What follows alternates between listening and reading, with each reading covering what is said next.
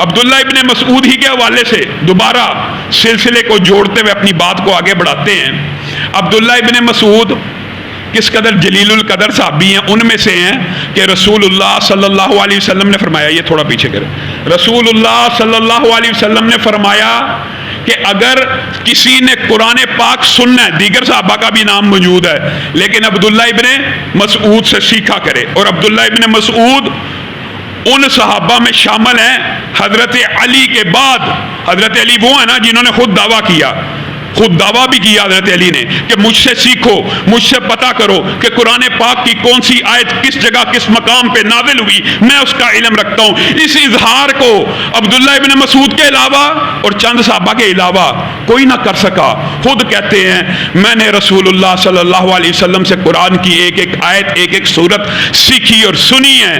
آئیے مجھ سے پوچھئے کون سی سورت کس جگہ پہ نازل ہوئی. عبداللہ ابن مسعود بھی ان صحابہ میں شامل ہیں جو اپنے اس علم کا لوگوں کے سامنے اظہار کریں تاکہ لوگ صحیح جگہ سے علم لیں.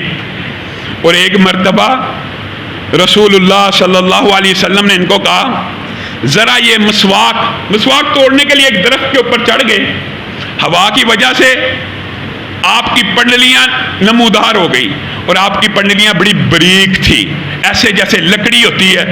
صحابہ عبداللہ ابن مسعود کے ایمان، علم، فہم، فقہ کے تو قائل تھے لیکن پنڈلی کی طرف نظر پڑی مسکرانا شروع ہو گیا، ہنسنا شروع ہو گئے.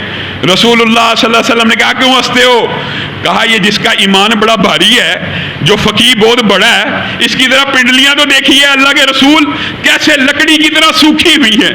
رسول اللہ صلی اللہ علیہ وسلم متبسم ہوئے اور کہا صحابہ تمہیں پتہ ہے اس کی ایک پنڈلی کا وزن کل قیامت کے دن نامہ اعمال میں احد پہاڑ کے وزن سے بھی زیادہ ہوگا، احد پہاڑ کے وزن سے بھی زیادہ ہوگا. یہ صحابہ ہیں اور کم عمر ہیں، اپنے اسلام قبول کرنے کا واقعہ بھی بیان کرتے ہیں اور سیرت میں لکھا ہوا ہے. ان کے اسلام قبول کرنے کا وہ مشہور واقعہ ہے جو شاید آپ کے سامنے پہلے بھی رکھ چکا ہوں لیکن یہاں سے بات آگے بڑھاتے ہیں. ابھی بچے تھے، چھوٹے تھے، بکریاں چراتے تھے. عقبہ بن ابی معیط کی بکریاں چرا رہے ہیں. رسول اللہ صلی اللہ علیہ وسلم اور حضرت ابو بکر ان کے پاس سے گزرے. کہا اے بچے، اے غلام، ذرا ایک بکری لے کے آ، اس کا دودھ ہم نے پینا ہے. عبداللہ ابن مسعود ابھی آگاہی تو نہیں ہے، ابھی اسلام سے آگاہ نہیں ہے، یہ اسلام میں داخل ہونے کا سبب بننے والا عظیم الشان واقعہ ہے. رسول اللہ اور حضرت ابو بکر کو کہتے ہیں میں امانت دار بچہ ہوں، میں امانت دار بچہ ہوں، مجھ سے دودھ کیسے آپ مانگ سکتے ہیں؟ میں نے مالک کو حساب کتاب دینا ہے، میں نے مالک کو جواب دینا ہے. رسول اللہ صلی اللہ علیہ وسلم نے کہا حل من شاۃ لم ينزو علیہا فحل.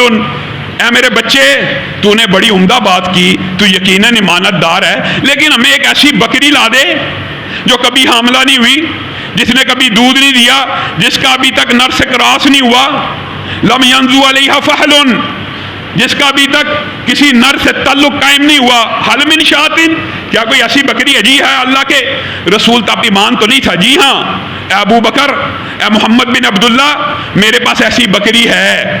رسول اللہ صلی اللہ علیہ وسلم نے معجزہ بھی دیکھی ہے. ابھی بکری حاملہ نہیں ہے، پریگننٹ نہیں ہے، تعلق قائم نہیں ہوا، بسم اللہ پڑھا، دودھ کو دھونا شروع کیا، پیالے بھر گئے.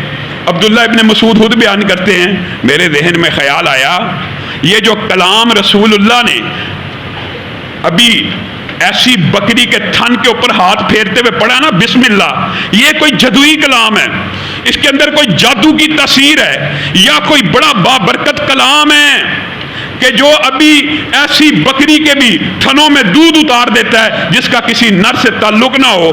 کہا اللہ کے رسول محمد بن عبداللہ، آپ مجھے ایسا کلام سکھا دیجئے جس سے یہ معجزے نمودار ہوتے ہیں.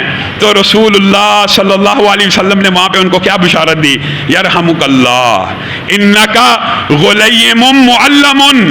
اے بیٹے، ایک تو امانت دار ہے اور میں تجھے خوشخبری اور بشارت دیتا ہوں تو بچپن میں ہی پڑھا لکھا فقیہ اور عالم ہے. عبداللہ ابن مسعود نے کہا یہ جملہ میرے اسلام لانے کا سبب بن گیا. ادھر اسلام کو قبول کیا، اپنی آنکھوں سے معجزہ دیکھا. کہا پھر رسول اللہ اولین پہلے 10 لوگوں میں جنہوں نے اسلام قبول کیا ان کے آپ کے سامنے واقعات رکھتا ہوں، ابتدائی جو سب سے پہلے اسلام کو قبول کرنے والے ہیں۔ کہا پھر میرا ایمان بڑھتا چلا گیا، میں وحیوں کو سنتا چلا گیا۔ ایک دن میں نے صحابہ کو کہا، اور صحابہ بھی ایک دن مجلس میں کہتے ہیں کہ قریشیوں کو اونچی آواز میں کسی نے تبلیغ نہیں کی۔ کون ہے جو مکہ میں جا کے خانہ کعبہ کے اندر جا کے ان کو تبلیغ کرے؟ عبداللہ ابن مسعود، وہ جن کی پنڈلیاں لکڑی سے بھی زیادہ کمزور نظر آتی ہیں، ایمان اتنا قوی ہے، ایمان کی یہ کیفیت ہے کھڑے ہوئے۔ کہا میں جا کے خانہ کعبہ کے اندر قریشیوں کے بیچ میں قرآن کی تلاوت کروں گا، اونچی آواز سے پڑھوں گا، کیا بگاڑ لیں گے میرا؟ صحابہ نے کہا نہیں آپ نہ ایسا کیجئے، آپ کا تو کوئی قبیلہ نہیں، کوئی کنبہ نہیں، یہاں پہ خاندان نہیں، آپ کا دفاع کون کرے گا؟ کہا مجھے اس بات کی پرواہ نہیں، اور بھاگ گئے۔ جا کے خانہ کعبہ میں کھڑے ہوئے، بسم اللہ الرحمن الرحیم پڑھا، الرحمن علم القرآن، قرآن پاک کی تلاوت کرنا شروع کر دی۔ قریشی بدبخت ان کے اوپر پل پڑے، ان کو مارنا شروع کر دیا، زخمی کر دیا، یہاں تک کہ ایسی حالت ہوگی کہ مرنے کے قریب پہنچے۔ صحابہ آئے، اٹھا کر لے گئے۔ عبداللہ ابن مسعود سے کہا ہم نے تجھے کہا تھا تجھے بچانے کوئی نہیں آئے گا۔ کہا تم یہ بات کرتے ہو، ابھی مجھے حکم کرو میں دوبارہ جا کے ان کو قرآن سناتا ہوں۔ اس لیے رسول اللہ صلی اللہ علیہ وسلم نے کہا جس نے قرآن سیکھنا اور سننا ہے عبداللہ ابن مسعود سے بھی سنے۔ ان صحابہ میں شامل ہیں۔ ان صحابہ نے کیوں مارے کھائی ہیں، کیوں قربانیاں دی ہیں، کیوں دین کے رستے پہ چلے ہیں؟ میں اور آپ سیرت تو پڑھ رہے ہیں، سیرت تو سن رہے ہیں، سیرت کا بیان کرنا بھی ثواب کی بات ہے، صحابہ کی سیرت بیان کرنا بھی باعث اجر و ثواب ہے، اس کو یاد رکھنا، اس کو سننا، اس کا ابلاغ۔ لیکن ہمیں وہ مقصد نہیں بھولنا کہ ہم یہ سنا کیوں رہے ہیں۔ یہ قربانیاں درکار ہوتی ہیں دین کو کھڑا کرنے کے لیے، دین کو اقامت دین کے لیے۔ جب تک کوئی بندہ مالی طور پہ اور جانی طور پہ قربانی دینے کے لیے تیار نہیں نا، تو پھر اقامت دین کا خواب چھوڑ دے، پھر وہ انفرادی عبادت کر کے دنیا سے چلا جائے، اللہ کو راضی کرے، راضی پھر بھی کرنے کی جستجو کرنی ہے۔